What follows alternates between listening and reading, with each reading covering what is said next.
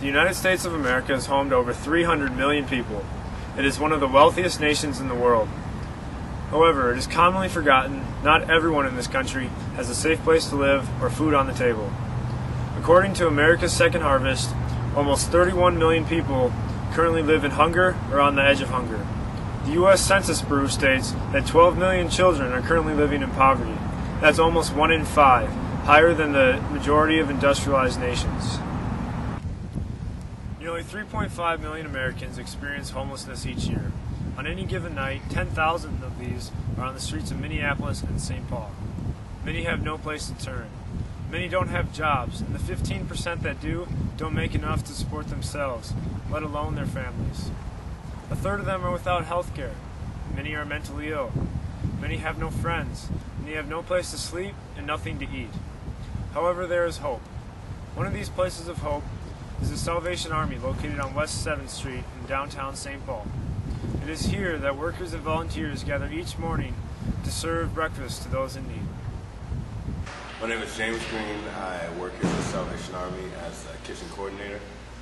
We serve breakfast to about 200 to 300 homeless, low-income families, individuals each morning.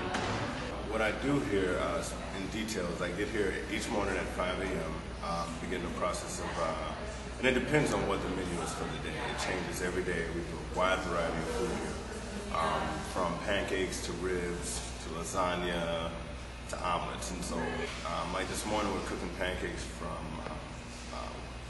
I guess we started cooking pancakes at about 6, and so that process continues till breakfast is over at 8:30. So 3 pitchers, right, James? Yeah, James. My name is Carl Hendrickson, and I'm a senior at Concordia Academy this year, and I come to Salvation Army here every Thursday morning, and usually we get here at about 6 a.m.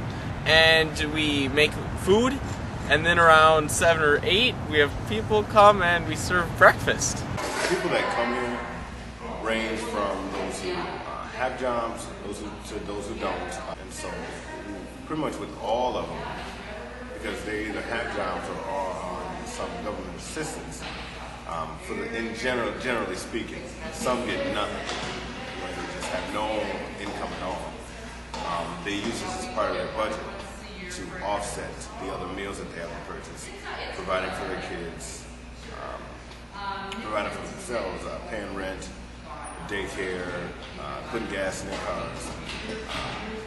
And so this program helps in so many ways, not only just to feed the stomach, but it's definitely a place of, to get off the fatigue, to come relax. But we definitely focus on the physical needs, but also the spiritual needs and the emotional needs as well. I keep coming down here because I feel that as a Christian, this is the right thing to do. As Jesus says in Matthew 25:35, I was hungry and you fed me. I was thirsty and you gave me something to drink. I was a stranger and you invited me in. So I just feel that this is what God calls me to help serve. And you can tell there's a great need here by there's always a couple hundred people coming for breakfast. I remember watching a movie about, now it had to be like 20 years ago or something. I watched this movie called Planes, Trains, and Automobiles. And that's kind of when, it's weird because that's how God showed me that this is who I'm going to work with, you know, and it's, in that movie is a realistic view of someone who is homeless. They're not necessarily, you know, looking bummy, they're not necessarily looking like this, they're not an alcoholic, they're not all strung out on drugs, but it's someone who does not have a home but functions in life. You know, is usually on the go, always on the move, has that entrepreneurship where they have to just kind of make things happen on their own. But through that movie, God showed me who I was going to be working with, and with the passion that I have for cooking, he just mixed it together and said, this is what you're going to do. And that's why I love this job. It just fits perfectly for who God has made me to be. I really encourage other people to come out and serve. At first it really seems like a lot of work, but it's really rewarding, and you really get to show God's love to other people. A good reason to come out and volunteer would be to come see reality. You know, definitely come see reality, come see what is actually out in the community, come get a realistic view of people. Otherwise, we'll never know what's going on outside ourselves. And there's a huge need out there. And if we're not out there responding to it, then that need continues to go unmet.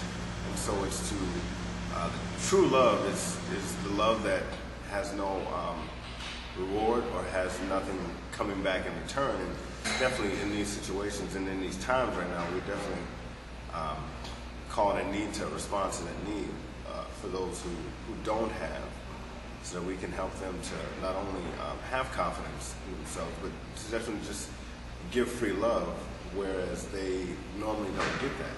They're normally shown the cold hand, like they're loitering everywhere they go, and definitely at a place like this or at other organizations in the Twin Cities, we can come and be that light. We can come and